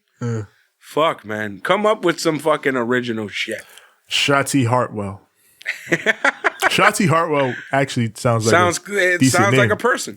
Yeah, it sounds like a person. And they'll name somebody that and then get mad at us when we call them all sorts of backwards ass names. Jessica May. Yeah, she look, yo, they look OD alike, my nigga. Fight me. Ember and Shotzi. Two tall brunette girls who have a similar body shape. Said that Kamea's, a bit lankier and a bit taller. Yeah. You gonna tell me you're not gonna mix them up from time to time? Shit gonna happen. And they're new. They both just came out at the same time. Yeah. Come on now. It's not wrong with you, Tevin. You're fine.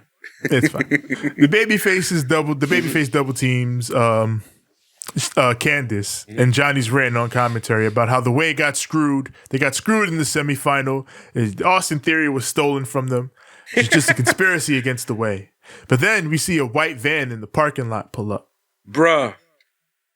And everybody's looking at that white van. Candace, because I guess it's on the Tron, so she looks at the white van like, what's that? And Johnny looks at the white van like, what's that? Remember? Cameron Grimes remembers that damn white van. Vic Joseph mentions it. He's like, we've seen that white van before on Halloween Havoc. So continuity. You love to see it. So yes, Johnny indeed heads out to the white van as this match continues and breaks down. And eventually we see what was in the white van. It was Austin Theory. He's an idiot. He's back. He's an idiot. He's just sitting there smiling with his fucking t-shirt and his boxers. He's got a lollipop. He's like, hey guys, I'm back. The moment Johnny brings him out, Johnny's like, I got him. He's back. Candace runs out of the ring like, oh my God, you got him. My special boy. Yeah, you got our son.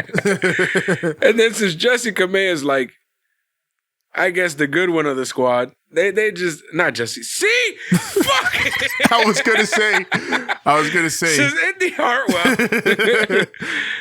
Hartwell is the better of the two children, they just leave her to fend for herself. Yeah. And unfortunately, she gets pinned. So Shotzi and Ember are celebrating in the ring because they won. But then meanwhile, on the outside, the Way is celebrating on the ramp because we got our boy back. This shit was a hot ass mess like we are. God damn, bro. That shit was crazy. silly. We got Pat McAfee. Oh, Lord. No. Here Fuck to no. colloque to the IWC. No. Fuck no. God, no. He was so fucking smug in this, and he was full fucking, hey, IWC. I told you I was right. I was 5 seconds into this like, shut the fuck up, you shithead. It was great. It was great. I wanted to tell him, you are the IWC, you fucking mook. Like, I watched this and I was like, shut up. And then I took 5 seconds and I was like, I got worked. Good promo. Yeah. But at the same time, it's like, this is why sometimes I just want to hit him. It just is. It's the kind of one to hit him that's like, I'm going to keep watching. Because you talking shit and I want to see you get your ass beat. Yeah. It don't make me tune away. So it's the good heat for me. But I want to be the one to whip his ass. I want to whip his ass. I want to be the one. That's the problem. We got Mackenzie with Kushida, who's getting looked at by the doctors, recovering from his match with Johnny. 25-minute effort. Yep. Kushida vows that, despite the fact that I lost, I'm not done with Johnny. I still want that North American Championship. But Bronson Reed walks up. He says, I know you're not done with Johnny Kushida. And, you just had a great match with him. I got a lot of respect for you, but, I'm after that North American Championship too. And if our paths so happen to cross, then I guess we'll cross that bridge when we come to it. But for now, he wishes him luck. They have a fist bump, and he walks off. Then right after that, Malcolm Bivens walks up to Kushida like, oh, Kushida, that was a very impressive performance you had against Johnny Gargano out there. And he's like, hey, if you want a bounce back match, I got the perfect opponent for you. So how about it? And Kushida's like, all right, I'll take you up on it. So Malcolm Bivens is like, all right, I'll go to Mr. Regal and I'll get the match made. So that sets up a match for later for Kushida. My boys, man. Yeah. My boys. So we got Isaiah Swerve Scott versus Leon Ruff. It was Big Cousin versus Little Cousin. Yeah, this was Big Cousin, Little Cousin. I like the dynamic these two had. Yeah. Yo, it was like mad Swerve funny, is pretty much playing like asshole heel to the underdog Leon Ruff. He's face washing him and shit. He mushing him like, you ain't shit. You ain't shit. Yeah, Little Cousin, Big Cousin shit. It was mad funny. Yeah. I found it funny because their styles are so goddamn similar. Yeah. That it's like, yo, what the fuck, bro? I never noticed that these two is basically like two chips off the same block. Yeah. It's weird, man. Like, they wrestle so close. Like, the only difference is, of course, the heel being Isaiah Swerve Scott is going to do more heelish tendencies and do all the little gimmicks and fuck around. Yeah. Like, you ain't shit, you ain't shit. But, like, their athleticism and how quick and smooth this felt. It was like watching Randy Orton wrestle Randy Orton. Yeah. Pretty good. I like this. And, we go to the end of this where Swerve is, at this point, ready to put him away. He lifts him up for the power bomb, but Ruff reverses into that crucifix bomb, just like when he beat Johnny Gargano for that North American Championship. You got to watch out for Leon Ruff's crucifix bomb. And just like then, he gets the win here. So Swerve is like, he's shook. And he's like, all right, he got that. And he goes over to Ruff and he shakes his hand. But then he takes him down, gives him the heel beat down. So he looks at Leon and he's like, I'm tired of you getting handed everything while I got to struggle to get anything. Where's my North American title shot? And he walks off pissed off. I'm telling you, it's big cousin, little cousin shit. Yeah? You know, everybody in the family talking about how you over here getting valedictorian in school and shit. You know what I'm saying? And I've been over here I've been working at fucking Uncle Tommy's shop. And to this day, nobody ever even gives me love. You know what I'm saying? Like, I'm out here putting money on the family, putting money in the family's table. You know what I'm saying? You over here on some bullshit, just going to school. Going to school. All he doing is going to school. You feel me? And you over here everybody like, oh, look at Leon. He going to school. Fuck out of here. I'm over here working. I'm the one putting food on the table, yo. Fuck out of here, yo. Nah. It's a real story. It's fake shit out here, bro. You motherfuckers are all fake. Going to school. So yeah, Swerve does not like that. Leon just getting all this love for just going to school. I went to school too, shit. But I had to leave school because I had to work. You know what I'm saying? After Pops dip, my nigga, fuck out of here. So we got KC Squared versus Aaliyah and Jessica May. Yeah. KC Squared, they talk about how they're going to break the hold that Xia Li Shifu has on her. They say they're going to get their friend back. But, that's after we beat Aaliyah and Jessica May here tonight. Now tell me that Jessica May ain't wearing a whole ass outfit that Indy Hartwell would wear. They are similar outfits. So fight me. We got a couple of Banter Club classics in this match. Yes. First of all, Aaliyah. Just Aaliyah. Bay. Second of all, there's an NPC. Boa appears on stage. My man just spawns. And then they look up like, the fuck? And then Boa's just standing there. You know what happened is that fucking we didn't get Dexter Loomis this week, like for real. Yeah. So what ended up happening is they were like, we need a reason for them to play this damn song. Throw an NPC. Yeah, we need Fuck an it. NPC. Out of nowhere, here comes Boa. They like Boa on that show. Boa to save the day. They're all dressed in red with smoke behind them, looking like Karrion Kross's lackey. So I like that KC Squared, after getting that win in the tournament, they're for real now. They've moved up. Because even with the Boa appearance, they're just like, all right, instead of losing like they probably would have in the past, just like, let's just win now. Yeah, they just hit their move and win.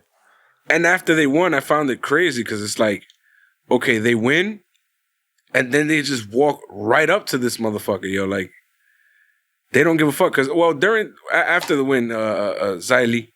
Yeah, Xia Li and Boa, they come down in the post-match. So, at first, Kaden wants to smoke because, she got her ass beat last week. Yeah.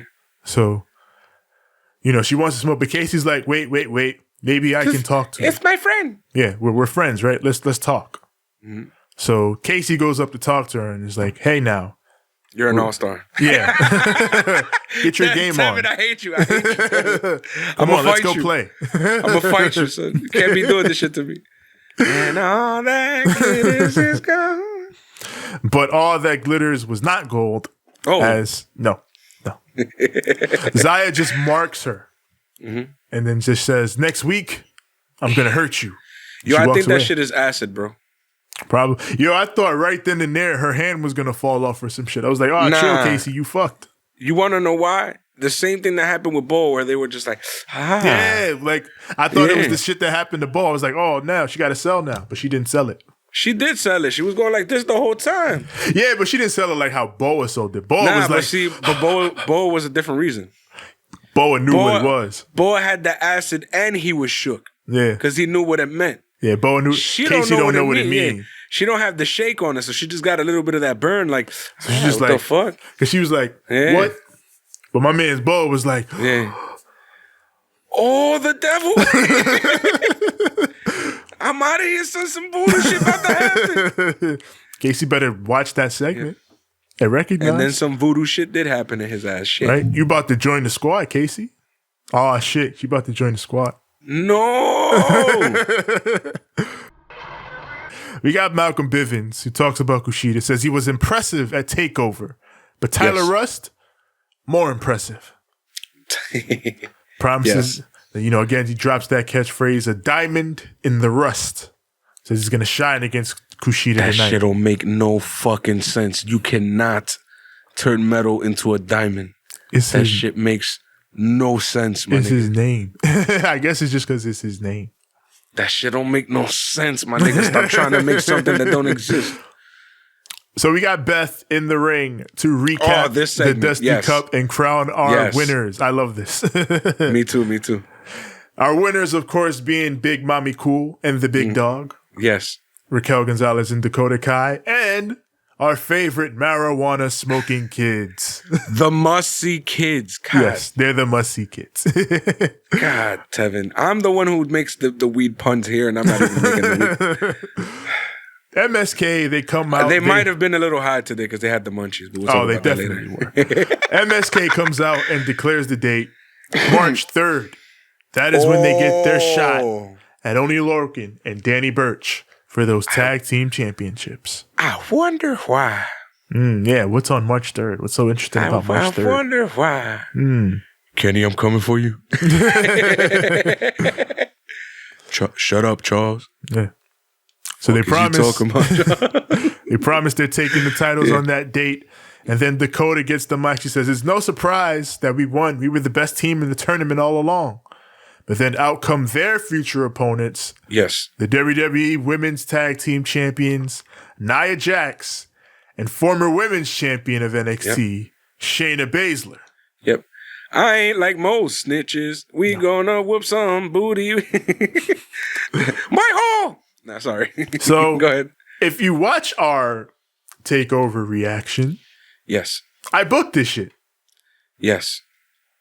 Literally what I said should happen happened here. Yes. Dakota I didn't think it would, but I was like, it would be very nice. Yeah. Yeah. And we should have. It's NXT. They do it right here. Do it right. So yes, Dakota introduces Raquel because she says, "Raquel, you weren't here when Shayna was here, so let me introduce you." She says, "This is Nia Jax. She's big." Yeah. And then Nia's like, "I'll beat you up too." Yep. And then she's like, "This is Shayna Baszler." And Shayna gets the returning heroes chant, the crowd's chanting for her. And she's like, "This is Shayna Baszler. Shayna Baszler, the person who got their ass kicked by Rhea Ripley and ran away." Oh! And then Raquel is like, "Oh, the same Rhea Ripley that I beat and made her run away?" Oh! Meanwhile, in the corner the whole time, Beth Phoenix and the marijuana smoking kids are having the munchies and looking like fucking Scooby-Doo and the gang just it seems as if Beth has also joined the marijuana smoking kids in their favorite activity. And now they're all just enjoying some popcorn and some drama. And watching the fight. Tevin, I think Michael Jackson just got dethroned for best fucking popcorn eating gift. Yeah. Got dethroned, brother. Now this is the one. Yeah, this is it. This is it. You've done it. They were just chilling in the corner like, oh shit. Like, whoa. So then... And it continues. Yeah. So Shayna, she rebuts. She says, Nia, this is Dakota, the girl whose arm I broke. The girl who I used to make cry every week. Oh. So then Dakota's like, I'm not that person anymore. And if I'm you're not your not scared sure, little bitch. I can show you right now. We could throw some hands. We could throw hands right now. We popping. Everything I said, down to the letter. I love it. You love to see it. Fucking Wesley was killing me with all the... He was like, So Raquel was the star of this segment. She says, Shayna, you don't run things anymore. But then Nia takes the mic and she's like, I'm just here basically to pay tribute to Dusty. Because, Nia was actually here when Dusty was with us. Yeah. Man. So she talks about, what Dusty told her personally. And was like, baby, you the biggest, baddest bitch here, baby. Yes, baby. Yes. Daddy, baby. You're beautiful. You're beautiful, baby. You're the biggest, most beautiful, baddest bitch here, baby. Come on, baby. Yeah. And then Raquel, she says, Dusty, God rest his soul, he never met me, which is a bar. Mm-hmm. And then she decides she must top this bar because Nia's halfway up the ramp. They're leaving. Yep. And then she's saying, I'm going to shove my boot so far up your hole that it'll never come out. Jesus. Wesley dies. Yep. He hits the floor with the popcorn and plays dead. Yep. So Tevin's over here talking about that, Raquel was a star. She's a star, baby. She was baby. Not. You want to know who the star of this shit was? Fucking MSK. MSK. God damn.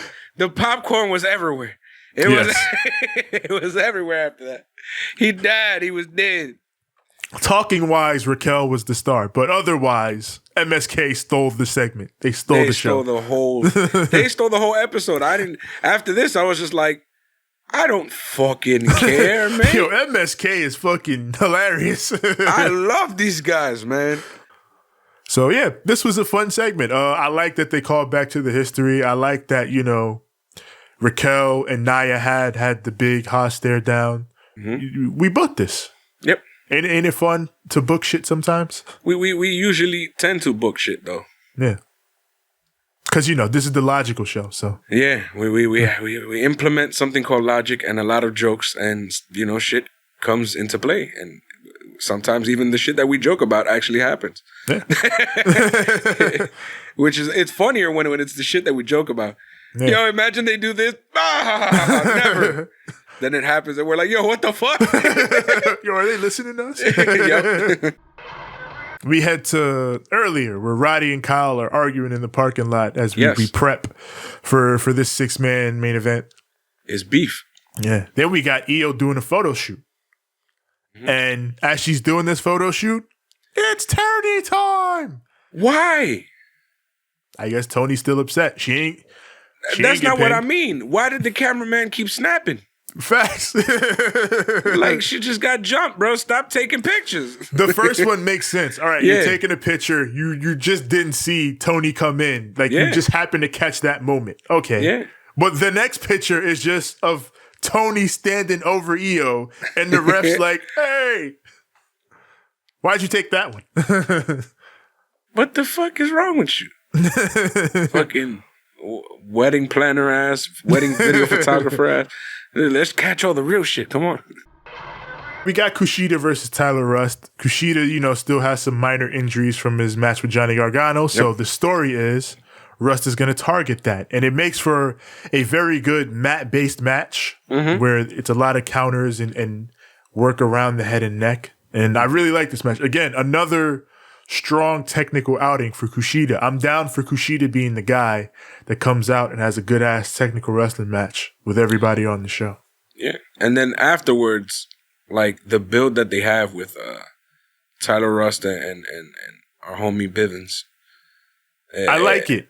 Yeah, like, it's like he's building him. He gives him a easy competitor, then he gives him somebody who's a little more experienced, but, he's hurt at the moment, so it'll still work out. And he's kind of like building him. Yeah. And I like what he even tells him after, because Kushida gets him in an armbar and Bivens gets on the apron and he has the ref throw it out. And Tyler Rust is like, I could have gotten out of that. I could have escaped. But Bivens is like, nah, you're my investment. I want to protect you as much as I can. You'll live to fight another day. You're going to fight another day. I like this realistic sort of manager depiction of Bivens and Rust. I think it's cool. Yeah, I like how it's progressing so far. I like that it's building, so I fuck with it. So we got Zoey Stark versus Valentina Feroz. Don't know either of them, but hell yeah, let's go. Zoey Stark was she was one of the girls in the tournament in the Dusty. One of the girls they grabbed because they needed tag teams. Gotcha. So, but now they're pushing her. Yeah. To the moon. Yeah, she did to the moon. She made some waves on the indies. Yeah. But she showed she's pretty good here. This was a solid ass squash. She hit this monster half and half on this girl. I was like, oh my God, Oni Lorcan, where are you? You got to come out and have her join the squad. She got a half and half. Did she get some coffee with that? She should have, because this was the move. But this was a really good debut for this girl. I like it. Yes. Everything looked hard hitting. Everything looked crisp. Solid. So we move on. We got Cross and Scarlett. They tell Santos Escobar there is no escape. And basically you're down to two options. You either show up and you get this work, or don't show up, lose your belt, and I'ma still catch you, and you still gonna get this work. You know what I heard in my head? Tommaso Ciampa. No one will survive. Tevin, who took a bump? My controller. There's no escape now. No one will survive. No one will survive. But yeah, Cross is basically telling them, no matter what you do, I'm gonna catch you. So you might as well just show up and take this beating and at least be a champion. Because it looks like if you don't show up next week, you're not even gonna be a champion. And I'm gonna still beat your ass. Yep. So time's up, Escobar. We got LA Knight at his crib. He tells the carrot first. He's like, "What are you doing? What are you doing at my house? Get out of here." Matter of fact, don't get out of here. Let me tell you something. Yeah. And, you know, he basically just cussed this promo about how he's basically the hottest. It's this weird take on like the hottest free agent thing. You know, LA Knight, the hottest free agent in the industry, and I'm coming here to NXT. He's so funny. He's a great promo. So you know, I want him with Drake Maverick. Him and Drake Maverick. Yes, I want him with Drake Maverick. I feel like they fit like fucking peanut butter and jelly, and I feel like they're not doing it. Nah, but they already got him with Killian Dane. Nah. Killian Dane needs to become a monster. He needs to be the Beast of Belfast. They need to make that nigga a big name. I want him versus Bronson Reed forever. Forever. Those two big horses need to beat the absolute shit out of each other.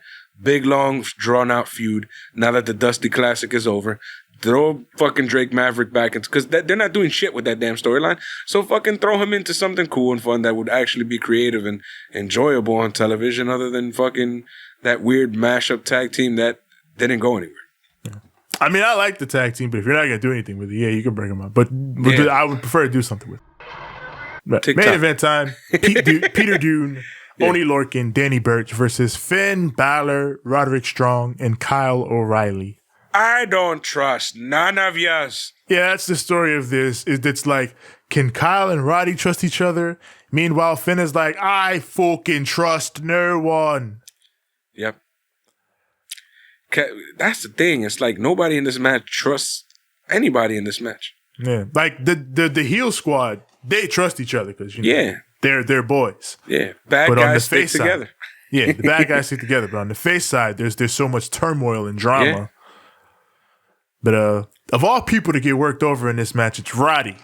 Yep. Because he stuck in the middle. Roddy is he can't fucking break everyone's back the way you're used to. Yep. He's too confused. Mm-hmm.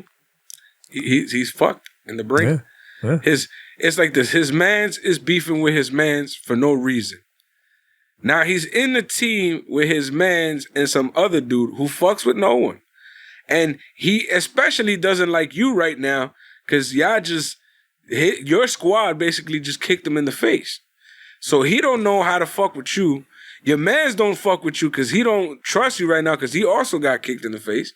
And then you over here trying to keep the peace, but because of what your mans did, now you in the middle and now you fucked And at the same time, your other man's is wilding, and you don't know if you should be on your man's side or your man's side who's not trusting you right now. And I don't know. Yeah, I mean, my man Roddy is the victim of this, all of this. Yes. Poor Roderick Strong. I don't know if you've seen on the internet the jokes with we also said this in a personal joke, but we were saying Kyle O'Reilly versus Adam Cole Bay in a custody of Roderick Strong. Roderick Strong match with what's with Bobby Fish as the referee. Yes. God damn it. Got to make it happen now. We got to. Dominic is somewhere like, I remember. I sense a disturbance in the force. So Kyle tries to make his comeback, but everyone starts hitting moves, and Peter Dune cuts him off with a big forearm from the Pip dimension. From the Pip dimension. Yep. Sends him right into picture-in-picture. We come back from the break. Kyle's getting worked over, but he gets the tag to Finn Balor. Balor clears the ring. He sets up Dunn, but Danny Burch makes the save. Referee gets taken out. In all this madness, Adam Cole runs down to the ring and kills Kyle O'Reilly. So Roddy comes in with the belt, but Finn, he doesn't see, and he just throws a Pele kick. He doesn't see who's behind him. And Adam Cole returns after this and drops Finn with a super kick, and his intentions, if they weren't already clear enough, are made crystal now as he holds up that NXT championship. Yep. That's why he said, fuck Kyle O'Reilly. Kyle O'Reilly was going for that belt. That's why he said, fuck Finn Balor. Finn Balor got that belt, you know, and you know, Peter Dune is just softening him up for him. So, damn, you really, my nigga, you salty, bro. You mad salty. You fucked up the squad. You that fake ass dude that everybody knew was fake, but everybody was like, nah, he cool peoples. You know how he be holding it down. He bring the championship down for the squad. You know, we tried to put Kyle on that shit because Kyle a good dude. But he couldn't get the job, though, you know what I'm saying? We cool with Adam. It's all good.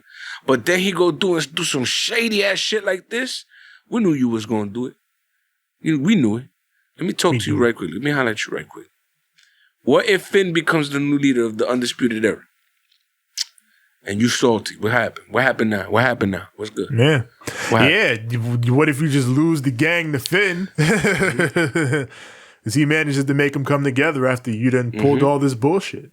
Or what if Adam Cole swerves us and he and Finn we're on in on this together? Everything's a swerve to me now. Everything fucking, I don't know what this nigga did to me. I don't know if I've been watching too much 90s wrestling and everything is gonna be a swerve to me. But it is what it is. Gotta be on watch. But that yeah. That is NXT. That was NXT. 2 straight shows. They were kind of easy to knock out. Everything builds. On to the next one. Yeah. Clearly, we got a big build for this March 3rd show coming up. Obviously, both of those shows are going to be big time now. And then, of course, AEW has their pay-per-view. And I imagine NXT will have something coinciding with WrestleMania weekend because that will probably be the next thing for them after that. So we'll see what's going on. So the war.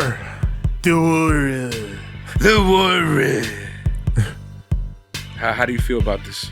Who won what? For this week, I think I'd chalk up another slight Edgewood W to AEW Dynamite. I think their highs were higher. Like, again, it was like we talked about. NXT had a straight, solid, consistent show across the board, and AEW had a few more hiccups. It's that damn WWE formula, man. Yeah. With NXT, they have a formula. Yeah. With AEW, it's kind of more freestyle. Yeah. And, you know, when you don't have that, you can do shit out of the box and kind of have fun with it. Yeah. You know what I'm saying? Versus when you do have that construct of this is how it's going to be, everything kind of feels a little samey. I mean, it's great to have a cohesive show. Yeah. But at the same time, it's kind of fun to have what AEW has where, like, everything's a little different. It's a different type of spice for, different strokes for different folks type of deal. Yeah. And I really do think AEW is well booked enough so that it all manages to come together. And like I said, the highs are higher, even if the lows manage to be low sometimes. The only place I think that they lack is in the women's division, and this week their women's match was way bigger and way more important than any women's matches we had here. One of them was just a regular tag team match that ended up breaking into some other shit. Yeah, like the women's division is on the up recently with the tournament and everything going on there. So, yep. Yeah. So it's a good time. Both shows are Maki Ito. Maki Ito. Did she take an L? I don't know. She did. She lost her that's first what round match. That's what I was hearing. But I mean, hopefully she'll be back because she's great. And that's part of the thing with her. Yeah. So I guess somebody, called her the shits or some shit. Oh yeah. I think it was fucking stupid ass Jim Cornette. Yeah, and she was just like, I am a deity of shit. And she's like, yeah, I am the deity of shit. And then she had a picture that she sent him, a little scandalous, with her with the chocolate all over her. And Jim Cornette was like, the fuck? Yeah, she's not the one. Yeah. You can't pull that bullshit with her. She'll troll you back. And he didn't even mean it. Like, he said it because he didn't know who the fuck she was. Yeah. And then she's like, you fuck what, mate? Yeah. She's a fucking little savage, yo. She will troll you right the fuck back. Don't do it. Don't play with her. Anyways. So yeah. About it. Yeah, I feel the same with AEW being a funner show, especially with that goddamn fucking tag team match. It's like, you know what it is? I feel like AEW feels like 2 hours for NXT still feels like an hour show. Like shit just kind of goes. Yeah. While AEW like, so many changes of environment, I guess. Yeah. Mm-hmm. Yeah, I can see what you mean in that sense. There's it seems like there's more going on. Yeah. So I guess that's where we are. Each of us chalked up yet another W to the elite guys this week. Tevin, I think it's about that time that you tell them where to find us. Yes, indeed. Yeah. You already know where to find us. Find us on Instagram at Ramblemania Show and at Banter Club Podcast. Find us on Twitter at Ramblemania, Facebook.com/Ramblemania Show. Also find our group there, Ramblemania Show's Banter Club. That is where we and many of the other podcasts that we associate with post our goings on. It is where all the shit goes down. As far as audio goes, we are everywhere audio is found. That is Apple Podcasts, Google Podcasts, Spotify, Stitcher, SoundCloud, Anchor, TuneIn. Everywhere your podcasts are found, just search Ramblemania Show or Banter Club. And that's for the visuals, the video that is right here on YouTube. You search Ramblemania Show, you search Banter Club, and when you get here, you like our videos, you hit subscribe, you click the bell so that when the new content drops, it goes straight to you. Yeah. And that's for me personally. Find me on Instagram at TJ the Great One. That's TJ the GR, the number 8, the number 1. And find me on Twitter at TJ the Great. That's TJ the GR, the number 8. It's as simple as that. TJ the Great. Find me on Instagram at the number 6, the letter X, the letter L. That is at 6XL. Find me on Twitter at SIIXX8I. Great. That is at SIIXX. You all ready? Tevin, I'm going to need you to leave these kind people with a too sweet. Too sweet. And a good fight. And a good night.